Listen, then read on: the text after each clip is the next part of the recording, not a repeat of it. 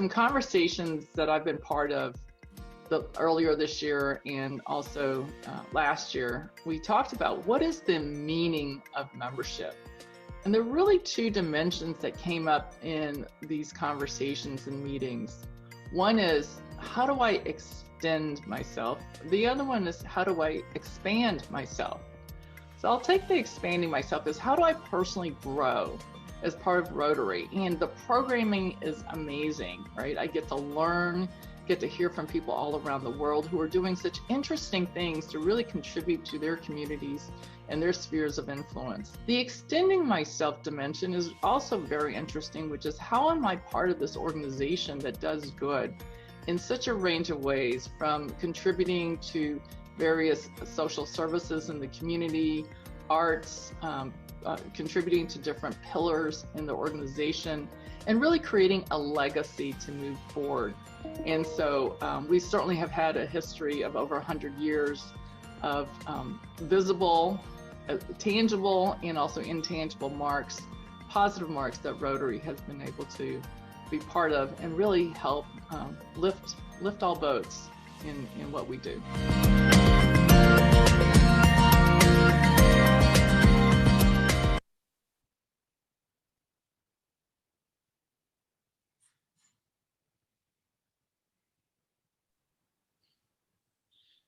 Welcome to the Rotary Club of Milwaukee. I am Club President Darren Miller, President and owner of JM Construction. As we gather virtually today, we will begin our program with the Pledge of Allegiance. I pledge allegiance to the flag of the United States of America and to the republic for which it stands, one nation, under God, indivisible, with liberty and justice for all. And now I'd like to welcome Ryan Daniels, Executive Director of the Milwaukee Public Library Foundation, to give our invocation. Ryan? Thank you, President Miller. In the midst of a global pandemic, a leadership change in the US government, and in a week where we recognize a civil rights leader, let us look inward for peace.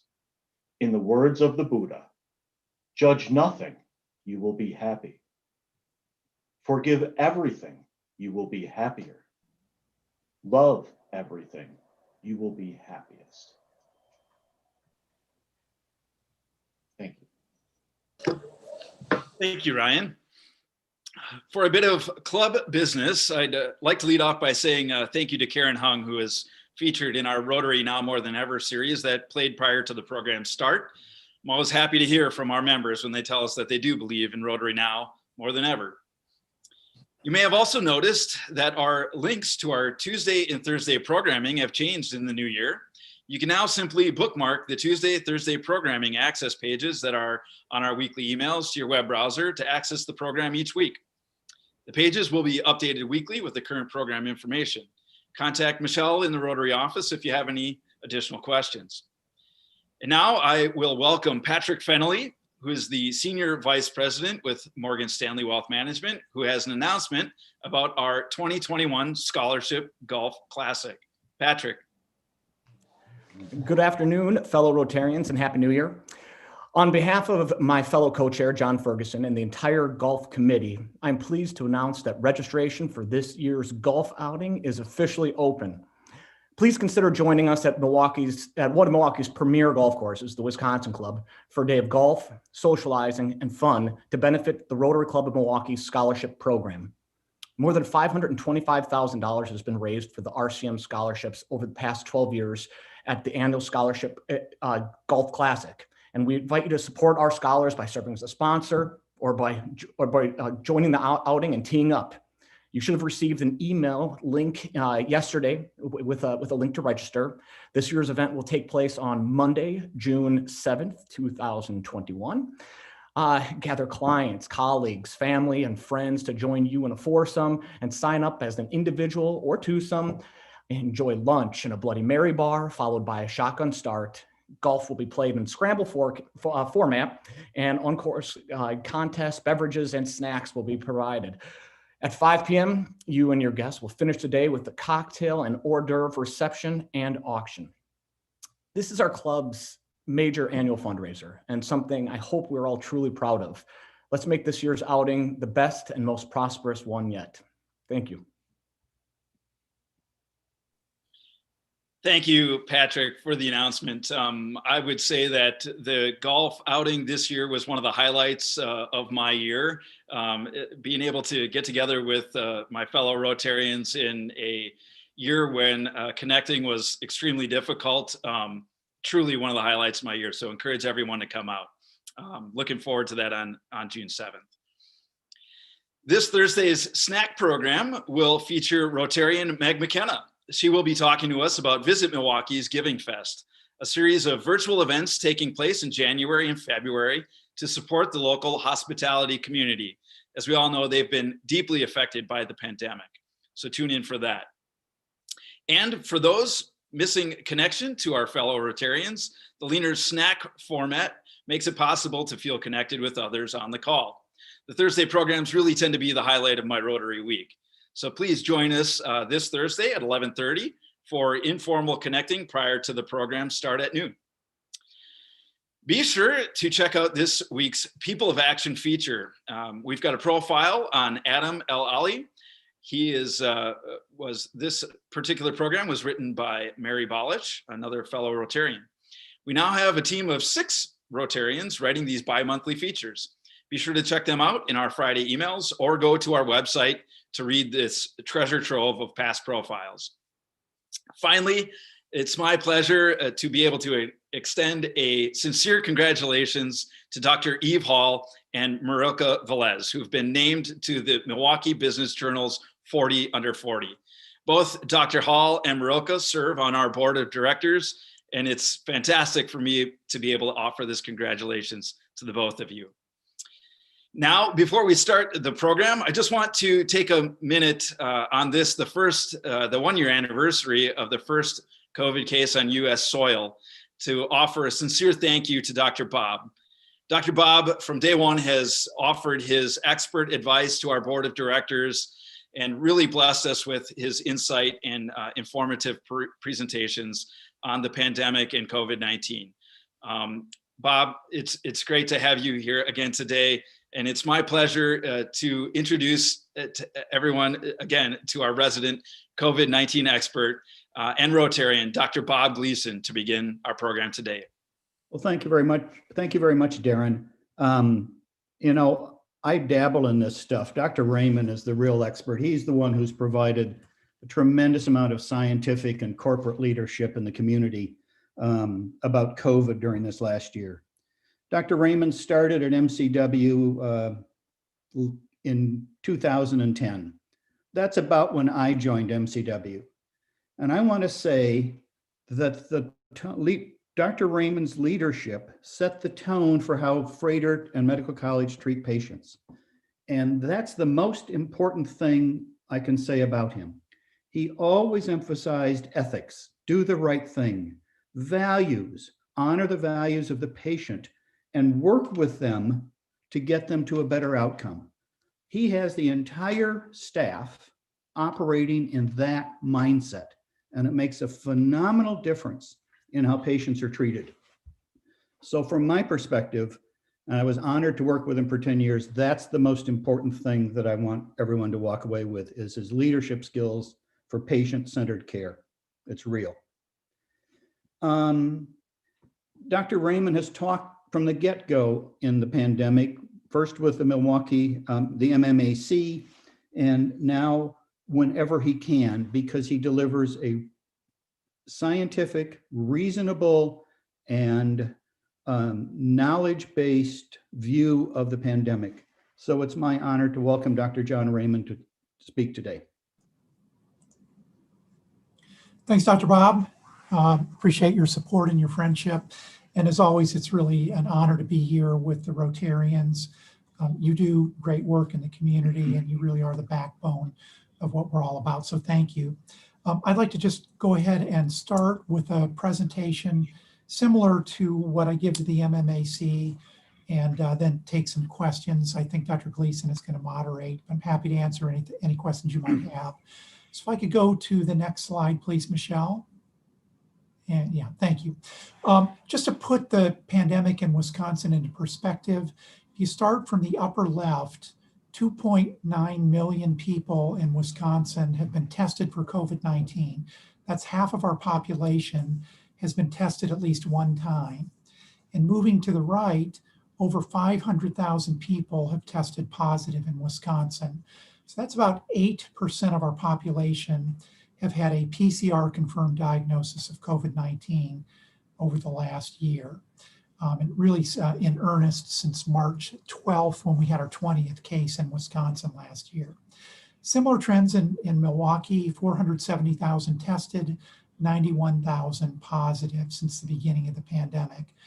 If you look at the right-hand side of the slide, you can see some statistics, and hopefully we can provide this as a takeaway for you if you want any of the numbers.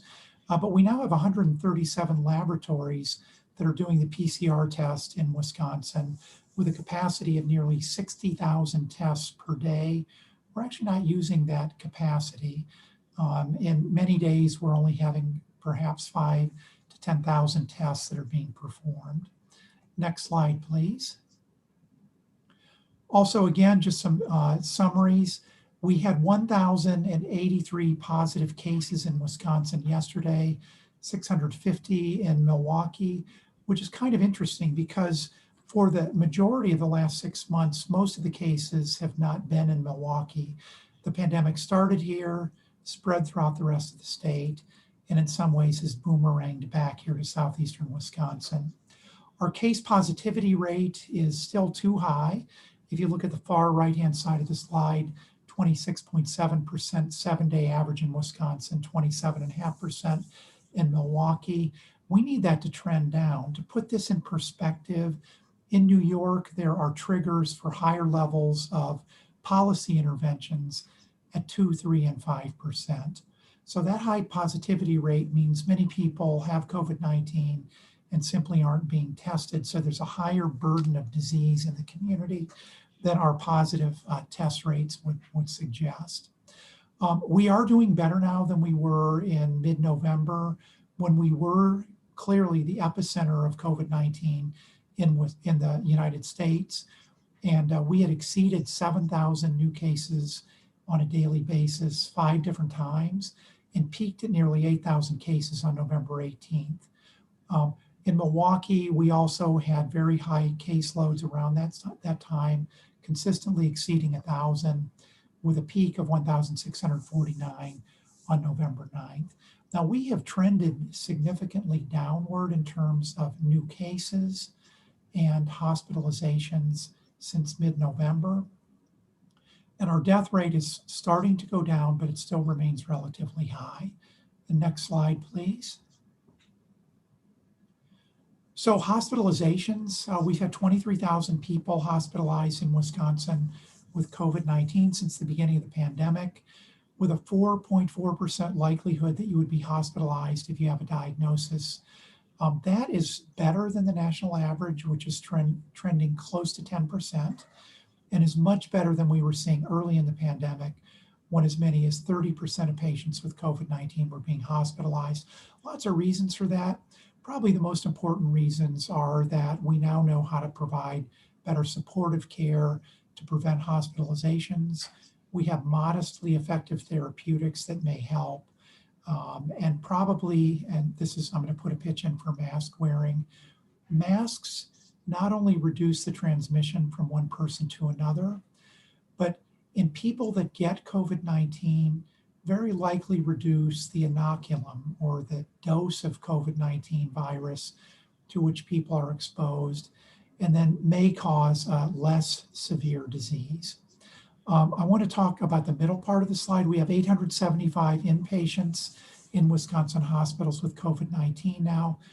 That far exceeds the numbers that we were seeing during the summer, when we would maybe have 200 to 300 patients in the hospital, but very significantly down from a peak of nearly 2,300 in the middle of November. And that trend continues slowly downward. ICU patients, 209, again, very similar, higher numbers than we were experiencing during the summer, but much lower than our high of 456 in mid-November. Also trending downward, but at a slower rate than the number of inpatients. ICU beds are fine. We have 277 in Wisconsin.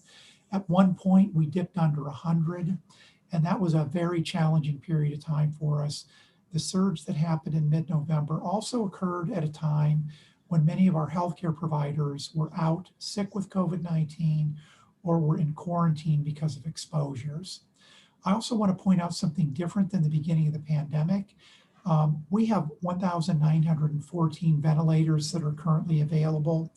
I doubt that we will ever have a ventilator issue in terms of limiting our ability to take care of COVID or non-COVID patients, because we've learned a lot about how to keep COVID-19 patients off ventilators since the beginning of the pandemic. And this is in stark contrast to the situations that were experienced in New Orleans, New York, Detroit, and Italy early in the pandemic. And our personal protective equipment trends are stabilizing.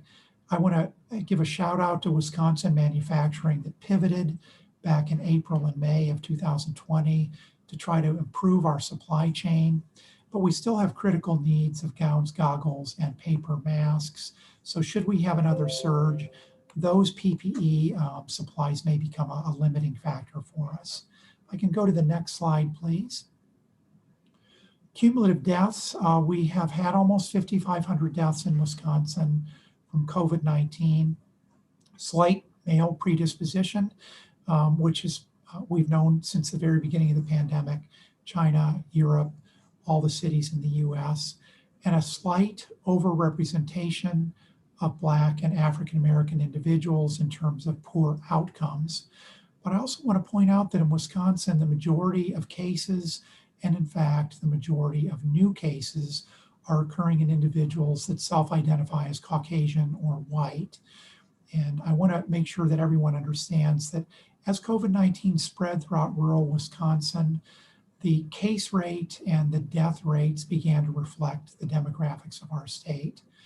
Hispanic and Latinx deaths actually are tracking pretty close to the population of both Milwaukee and Wisconsin. And for some reason, even though Latinx and Hispanic individuals tend to be more likely to be diagnosed with COVID-19, they actually are less likely to be hospitalized and less likely to die than the representation in the general population or the number of new cases. And we actually don't know the reason for that. So if I could go to the next slide, please. I want to just, thank you. Talk about some indicators that we follow. The doubling time in days is 52 days in Wisconsin and 79.6 days in Milwaukee. These are trending favorably, meaning that they're extending out further. On the other hand, if you think about it, over 500,000 people in Wisconsin diagnosed with COVID-19. And if that doubles in 52 days, that still means we have an awful lot of new cases of COVID-19. I would say the same thing about Milwaukee. The 7-day growth rate is down to 0.4%. But again, when you're talking about already having a burden of over 500,000 cases, that's still a pretty significant growth rate. And some good news on the right, the reproductive number, which is a measure of contagiousness, is under 1 again. It had been under 1 since the middle of November. And at the beginning of January, went up above 1 now for about 2 weeks. And this is important because an R of 1 means that during the course of someone's illness, a patient with COVID-19 passes it on to one other person. So you want that R number to be under 1 if you're truly going to get the pandemic under control. Ideally, it would be under 0.5 for at least a month before we feel comfortable saying that the pandemic is clearly decelerating in a stable way. I want to draw your attention to the right side of the slide. 94% of the patients in Wisconsin who've had COVID-19 are categorized as recovered. I want to make sure everyone understands what that means. It means either that the patient has had a substantial resolution of their presenting symptoms or they're 30 days out from diagnosis. And that 30 days out from diagnosis group includes a lot of people that have long COVID or are long haulers. And as many as a third of patients who've been diagnosed with COVID-19, some of them patients with very few symptoms, are having residual symptoms that are debilitating and preventing them to get back to their pre-pandemic state of health. And so this is an issue that our country is going to be dealing with for months, if not years to come. Many of you probably know that Ascension announced the opening of a long hauler clinic. Freighter and MCW will be opening ours next week. And these clinics are popping up all over the country to take care of the side effects of COVID-19 that are lingering past the first month of the infection. Next slide, please.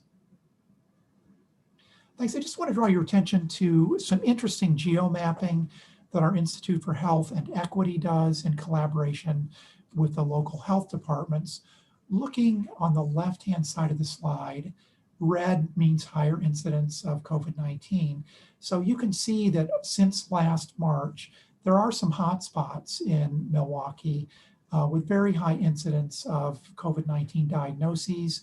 And it's no surprise that those center around Central City, Milwaukee for the most part, the near north side, which includes predominantly African-American neighborhoods, and the near south side, which includes predominantly Latinx and Hispanic neighborhoods.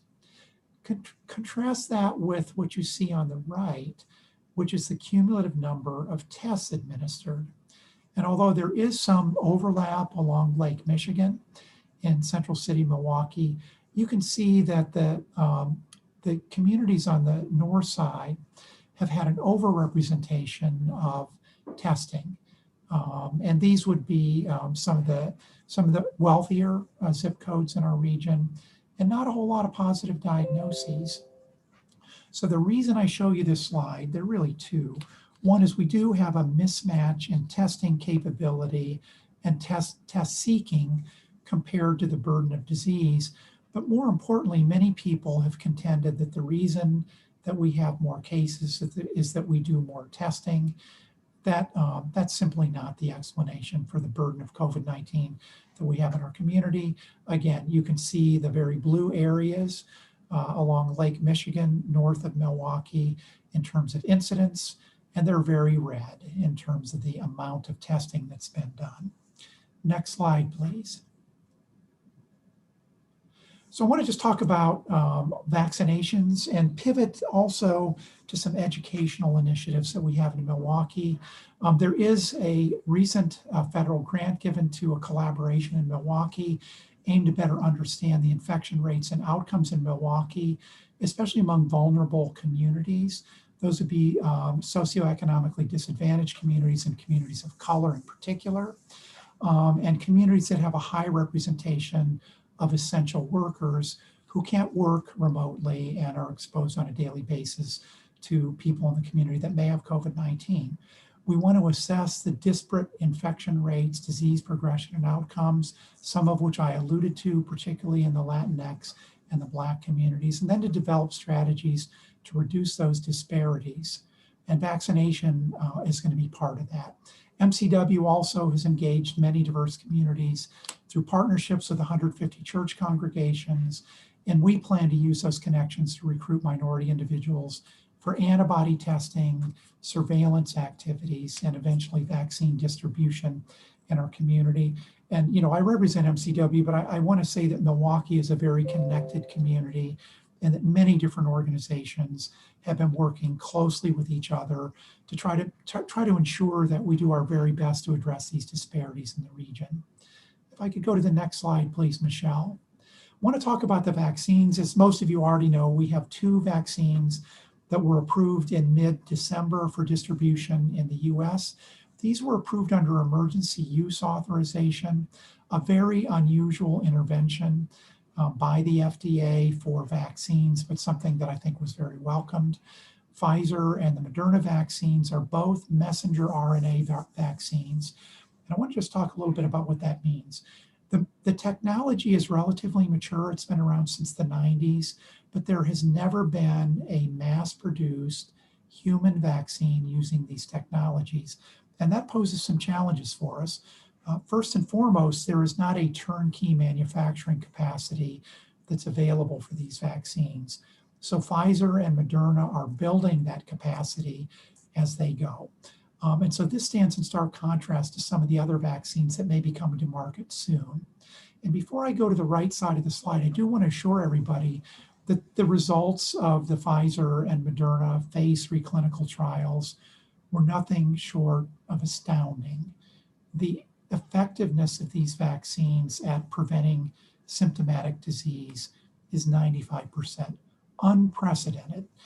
Normally in a good year for the influenza vaccines that we distribute every year, if you get 65% effectiveness, that is a very, very fine vaccine. We were hoping for 50 to 60%. So these are potential game changers just in terms of helping us to control the pandemic. On the other hand, messenger RNA is an unstable compound, and these two vaccines require special storage, transportation, and distribution there's really posed logistical issues for us in terms of trying to mass vaccinate our population. Pfizer vaccine in particular, which is the majority of the vaccine that we've received in Wisconsin, requires ultra cold chain storage. It's been distributed in allocations of 975 vials. And so breaking that down and distributing it to pharmacies, to health clinics, out to rural parts of the state is really a difficult challenge for us. So that's why I want to shift to the right side of the slide and talk briefly about AstraZeneca, Johnson & Johnson, and Novavax vaccines. These use a more standard technology in which a modified adenovirus or cold virus is used to transmit the antigen into human cells. This technology has been around for 35 years. There are many vaccines that use this strategy, therefore there is a turnkey manufacturing capability available that could crank out hundreds of millions, if not billions of doses in a very short period of time. So these vaccines may be the quickest way for us to get on the other side of the pandemic. Most of you know about the AstraZeneca Oxford vaccine, lots of press about it. I'm hoping that they will apply for emergency use authorization here in the US within the next few weeks, probably mid-February. Johnson & Johnson came from the rear of the pack to sending some very hopeful signals that they may apply for their emergency use authorization by the end of January. And one of the things that is potentially good about J&J is that their phase 3 study looked at a limb where there was only a single dose rather than double dose injections. And that also could be a game changer for us. Also want to call your attention to Novavax, an American company that is very close to having authorization for distribution in Europe, and I hope could be brought to market here in the US sometime in the early spring or late winter. So these are potential game changers for us. They don't require special storage capabilities. The manufacturing capacity is there. They can be stored with a long shelf life in refrigerators. So these are the types of vaccines that could be administered at your local drugstore and federally qualified health centers, in free clinics, dentist's office, if the state authorizes dentists to administer the vaccines. So those are our potential game changers for us. It's likely, though, that they're not going to be 95% effective. So there may be a little bit of a trade-off to get 65, 70, 80% effectiveness into every arm possible versus the 95% effectiveness we have with the fragile vaccines that are on the market. Next slide, please. Now, I do want to talk about the chatter about Wisconsin doing poorly in terms of rolling out vaccines. And I want to tell you from my perspective, we're doing fine compared to peer states. And when you consider the challenges that I've already alluded to, and also want to mention that if you have questions or concerns about the status of our vaccine administration in Wisconsin, you can go to the DHS website. This is a screenshot from yesterday, and I can tell you, we just got a notification right before the webinar here that they've enhanced the website with new information, and it's quite nice and quite handy. So I would advise you to go there. But as of yesterday, we had about 607,000 doses that were allocated to Wisconsin, 373,000 that were shipped. And we had administered 239,000. I want to make sure everyone knows allocated doesn't mean that we have them in the state or that they're on their way here. It simply means that the federal government said, we've set aside these doses for you. Shipped also does not mean received by the state of Wisconsin, or if received, distributed to one of our 16 Pfizer hubs. And I think this is important to know, and it certainly doesn't mean that those doses are available to be jabbed into an arm. Having said all those things, we had administered 239,000 doses as of yesterday, and that's increased today. So again, why has it been slow to roll out? I mentioned some of the challenges with the logistics. Also, these hub sites needed to be certified to be capable of having the correct storage capacity, to have the personnel to maintain the chain of custody for this precious resource, security, and there have been attempts to steal these vaccines, and to have the trained personnel to secure and administer and then follow up with a second dose for the vaccine. Individual vaccinators needed to be certified, and the sites needed to be stood up with appropriate reporting and tracking capabilities. And I can tell you Wisconsin has a beautiful app that gives you reminders of when you need to sign up for your second dose of vaccine, and that the registration process is really simple. It was very easy to get appointments for the people that have come through MCW, for example. And then just some of the logistics I've already mentioned. Now, thinking about mass vaccination, we can't just pack people into an arena and give them the vaccine. You have to have social distancing. People need to wear masks. The people at the vaccination sites need to establish the person who's showing up to get the vaccine is who they say they are. And at least in this phase of the vaccination distribution, when we have this precious resource where we don't even have enough doses to roll out to phase 1A in Wisconsin, that we really do need to make sure the folks that are getting the vaccinations are who they say they are. And so 373,000 doses shipped to Wisconsin. To put that into perspective, we have almost 500,000 people in Wisconsin who either live or work in nursing homes or are active healthcare providers. And so we haven't even gotten enough doses to cover all that 500,000 people. Having said that, also, and a bit of good news that was rolled out at 10 o'clock this morning, the state of Wisconsin, as of next Monday, has extended the eligibility to receive a vaccine to anyone 65 or older. That's going to pose a real scale-up challenge to those of us who are administering vaccines. And I also want to point out that we also started vaccinating police and fire personnel this Monday, and that was authorized last Friday. So things are constantly evolving. And next slide, please. So the vaccines are really safe, and this is our shot to be on the other side of the pandemic. No pun intended. These are safe and effective vaccines. And even though there was some hesitancy in mid-December because the Pfizer vaccine had only been administered to 22,500 test subjects and had only been studied for a couple of months, and the Moderna vaccine had only been administered to 15,000 patients. We now have millions of people that have gotten the vaccine. So we know that there is the risk for severe allergic reactions with both the Pfizer and the Moderna vaccine, but that risk now has been quantified and is estimated to be about 11 out of 1 million people. Still a serious side effect. And again, thinking of the logistical challenges of mass vaccination, every site that's administering vaccines right now needs to be able to respond to an anaphylactic or severe allergic reaction, meaning there needs to be epinephrine on site, steroids on site, histamine 2 blockers on site, and somebody available and qualified to evaluate the patients and to give those therapeutics and to connect to a hospital if needed. So that means that we have to find a holding area to observe people for at least 15 to 30 minutes after vaccination. So the drive-up idea is something that we're going to have to evolve. And I am aware that there is a concern in California with one batch of the Moderna dose that had fewer than 10 people clustered in a single clinic that had an anaphylactic reaction. So again, this is something that we need to think about as we scale up to the general population. Next slide, please. Also, this changes. It changed after the slide was submitted. But these are the phases that are rolled out by the federal government.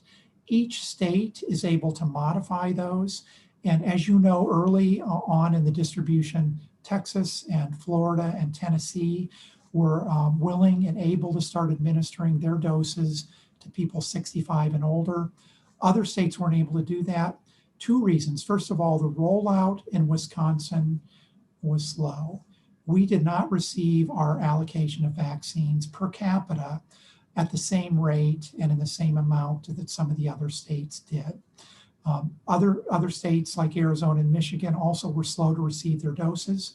Also, we received a lot of Pfizer and not so much Moderna vaccine.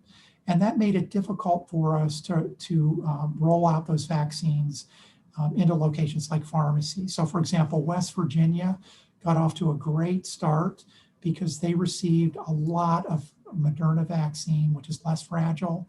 They got a lot of it early, and they were able to push that out into pharmacies.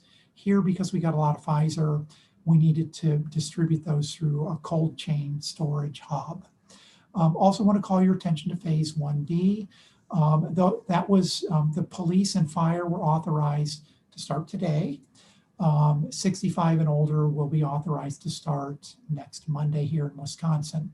So also want to make sure if we're critical of the rollout in Wisconsin that we understand that the vaccine distribution to every state now is equitable, even though the first few weeks it was not.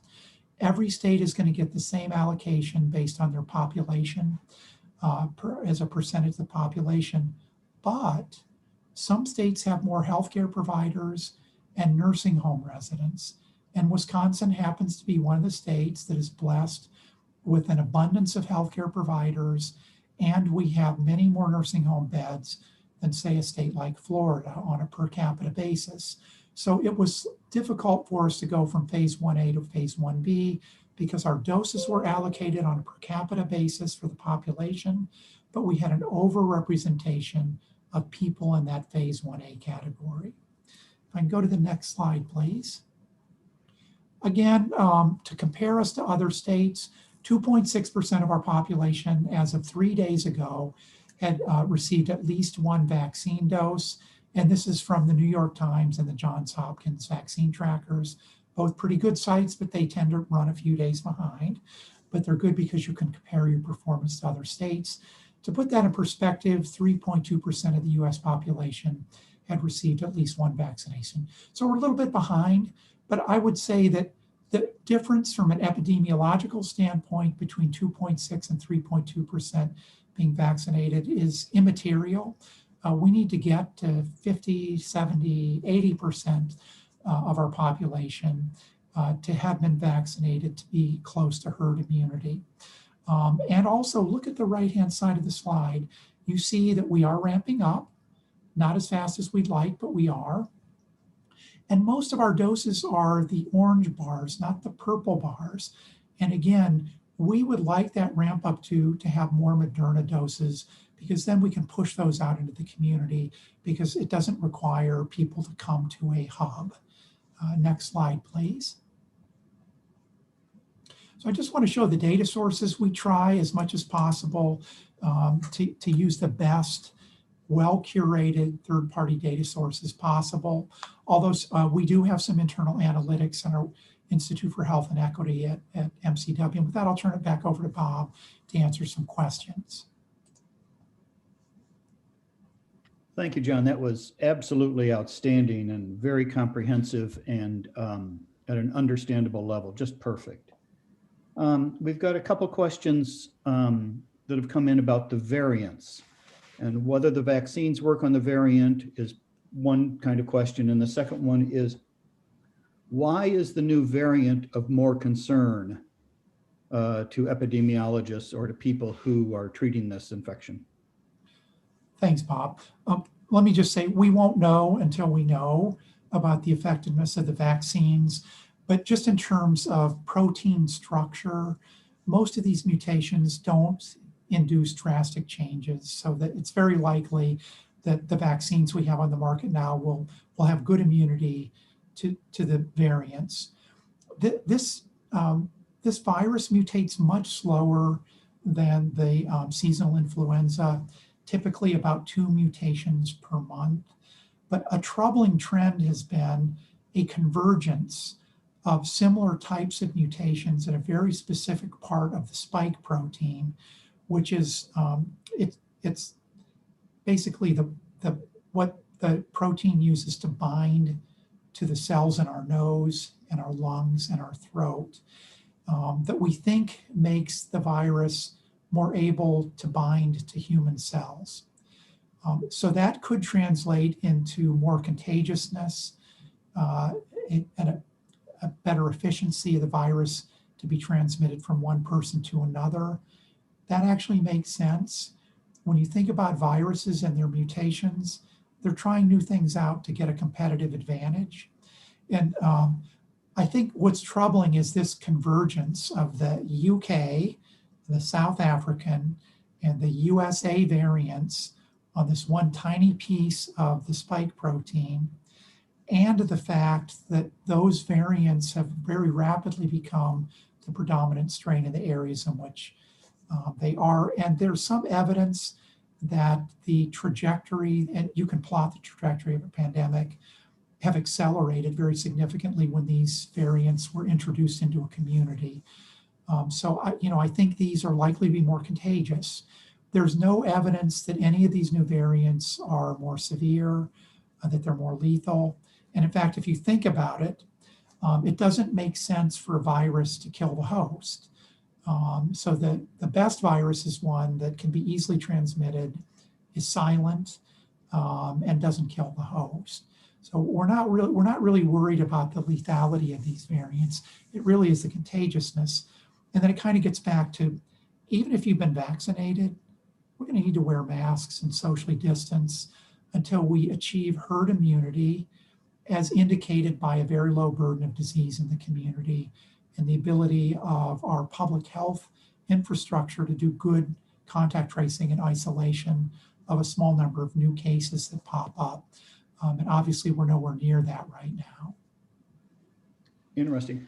The Biden administration starts tomorrow.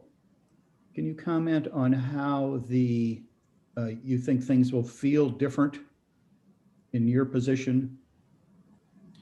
Well, it's difficult to do that without traversing into political areas. But I think what we're likely to see is more national coordination.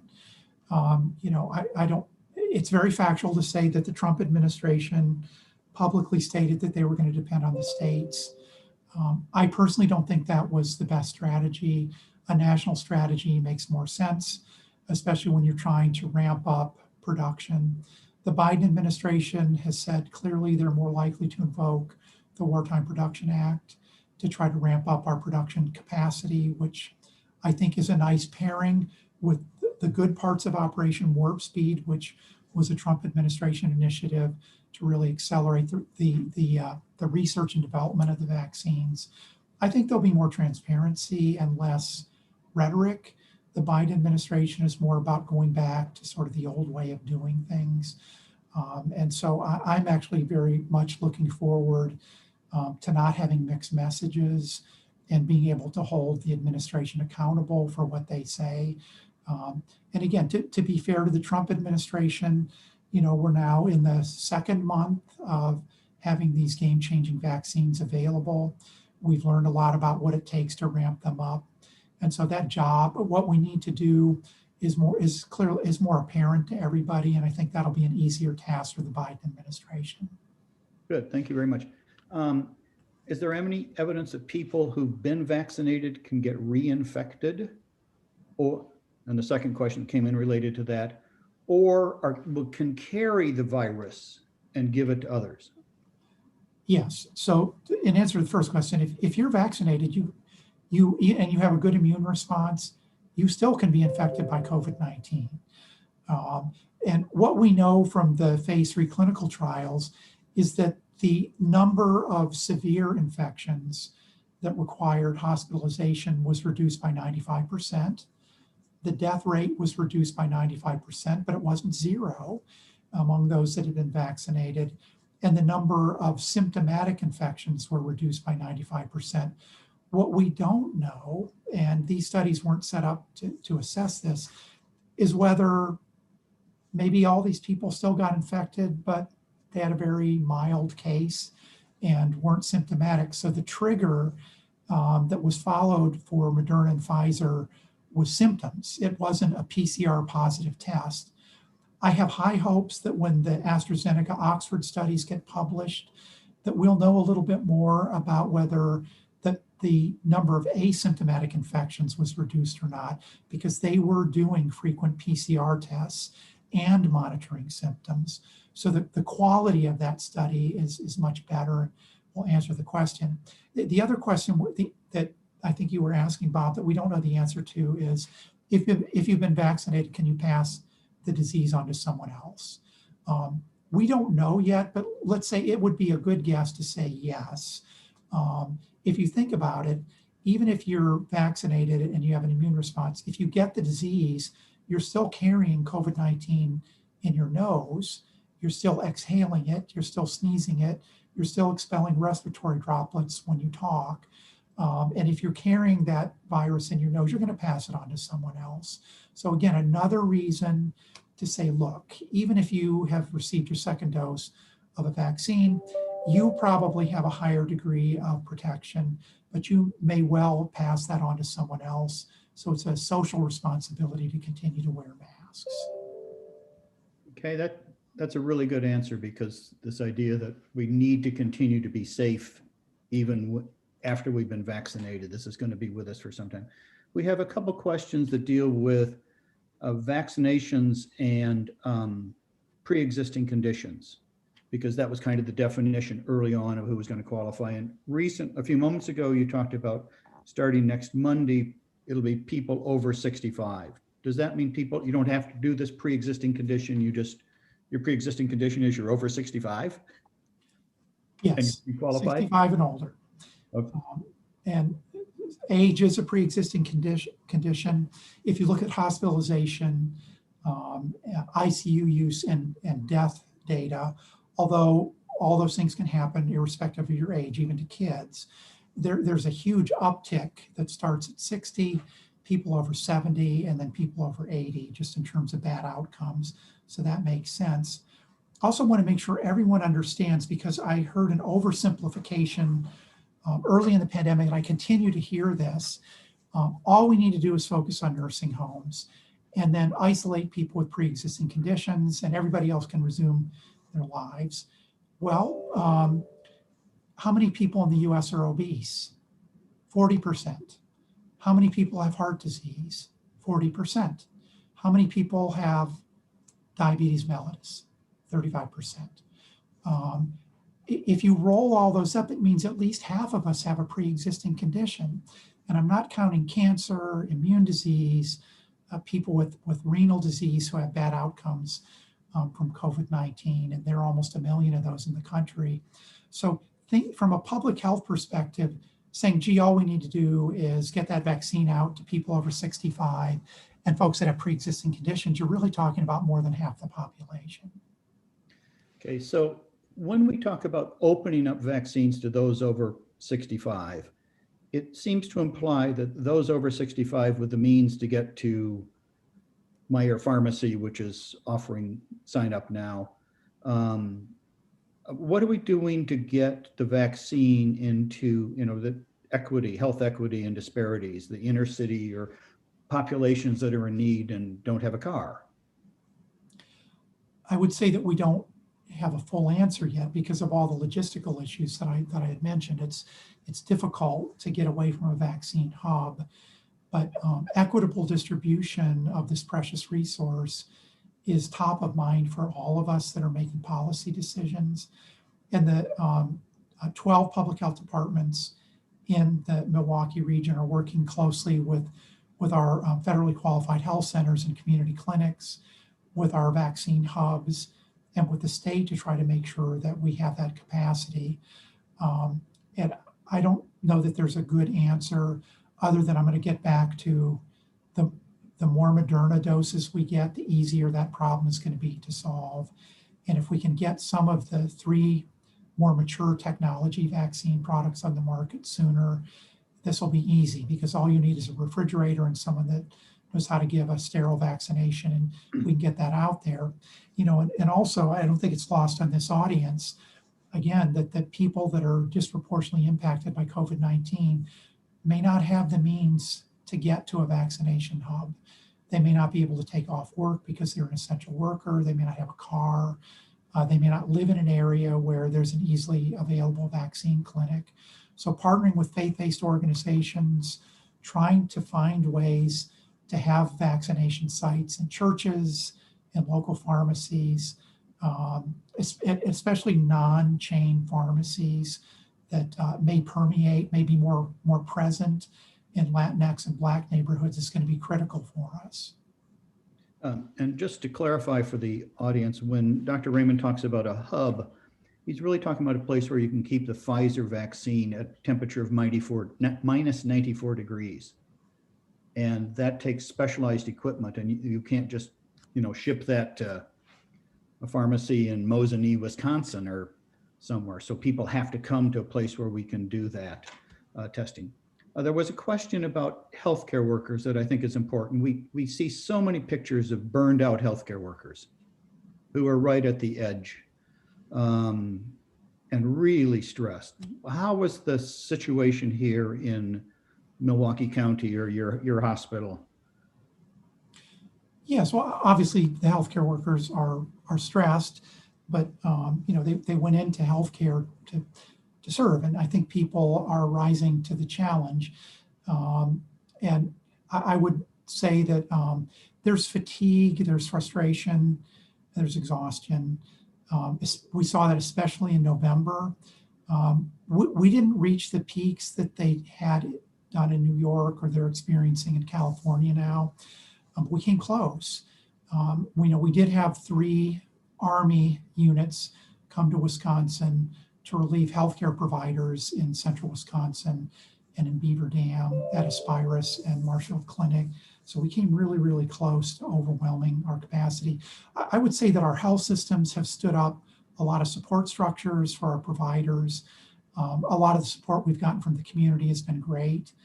And certainly everybody appreciates free meals and applause and people putting signs up. But what I would say is, as this pandemic continues to drag on, what healthcare providers appreciate more than anything else is people wearing masks and socially distancing. Stop the social media disinformation, stop believing it. And there's a lot of it out there. And just behave responsibly. That's the best that I think all of us can do to support our healthcare providers. I'm going to close with second to last question. Can you comment on children? The vaccines have not yet been tried in children. We have questions of children going back to school and seems to be working well, but recently there was some information from Arizona that showed the rate of infection and hospitalization in children seemed to have spiked. Yeah, so we the Pfizer study was done, and Moderna study didn't include anyone under 18. Pfizer asked for approval for 16 and above because the theory was the biology of a 16-year-old and an 18-year-old are the same, and they wanted to extend it to as many people as possible. That actually led to either 4 no votes or 4 abstentions from the advisory committee. Moderna's authorized for 18 and over, and they only had 1 abstention for that reason. So no studies on kids yet. And we also know that kids are less likely to have severe COVID-19, but they're not less likely to get it or to transmit it to other people. In fact, kids under 10 have double the likelihood of passing it on to an adult partner. So, I'm sorry, kids 10 to 18 have double the likelihood, kids under 10 have. So, that's a challenge for us. The other thing, Bob, to think about is what we knew early in the pandemic was based on incomplete information on the strains of the virus that were prevalent at that time. And what I worry about in Arizona is perhaps there is a new mutation that hasn't been sequenced yet that likes kids more and may cause more severe disease in kids than anything we've seen before. I'm only speculating, please understand that, but I think that's something that the public health departments need to work out pretty quickly by doing full genome sequencing of those viral strains. Right. Well, thank you. That was a totally complete answer. Very good. The last question is, what does the future hold for us? People are asking, when can a Rotary meeting take place back downtown, and when will things start to feel normal? The alternative is, when can we go to the theater? Well, I'm going to say something that I've said in a couple of webinars, because this is really an important question. If I could predict that accurately, I would be playing the stock market and enjoying my chateau in France somewhere. But I'm just going to guess, and my guess is it's a well-informed guess, but it's still a guess. We're probably not going to be able to have significant convenings until at least this summer. So for MCW, even though we hope we can have in-person commencement activities in May, we're planning not to. But probably by the fall, we'll be able to resume some in-person activities. Whether those are with a reduced density of people and masking or not, we don't know. So I have allowed planning to commence for 2 of our signature fundraising events in the fall, with a backup plan for virtual. But again, it's just, we're kind of guessing right now. That's exactly my guess, though, is that in the fall we'll start to be getting together, but we'll still have to follow precautions, and it won't be like it was 18 months ago.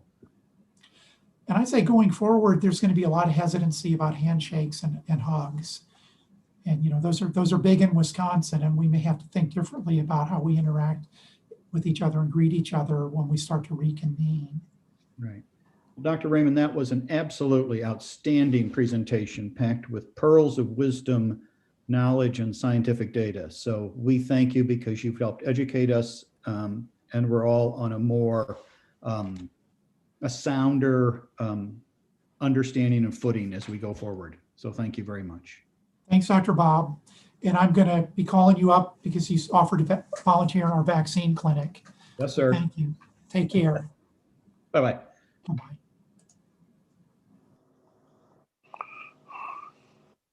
Well, thank you, Dr. Bob, for moderating that for us. Dr. Raymond, I just want to take the opportunity to thank you and all of the dedicated staff at Froedtert and the Medical College of Wisconsin for answering this call without hesitation.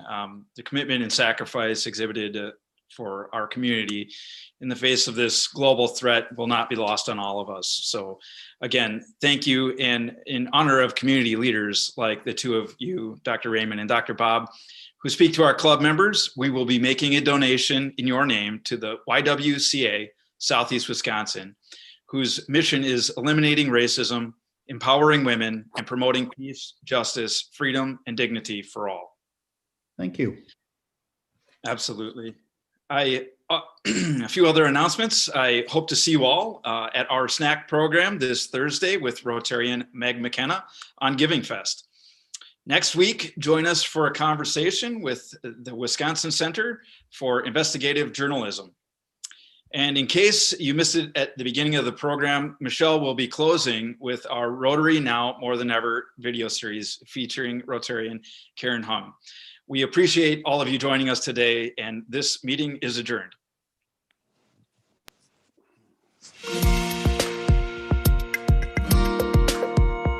In some conversations that I've been part of earlier this year and also last year, we talked about what is the meaning of membership. And there are really 2 dimensions that came up in these conversations and meetings. One is, how do I extend myself? The other one is, how do I expand myself? So I'll take the expanding myself as, how do I personally grow as part of Rotary? And the programming is amazing, right? I get to learn, get to hear from people all around the world who are doing such interesting things to really contribute to their communities and their spheres of influence. The extending myself dimension is also very interesting, which is, how am I part of this organization that does good in such a range of ways, from contributing to various social services in the community, arts, contributing to different pillars in the organization, and really creating a legacy to move forward. And so we certainly have had a history of over 100 years of visible, tangible, and also intangible marks, positive marks that Rotary has been able to be part of and really help lift all boats in what we do.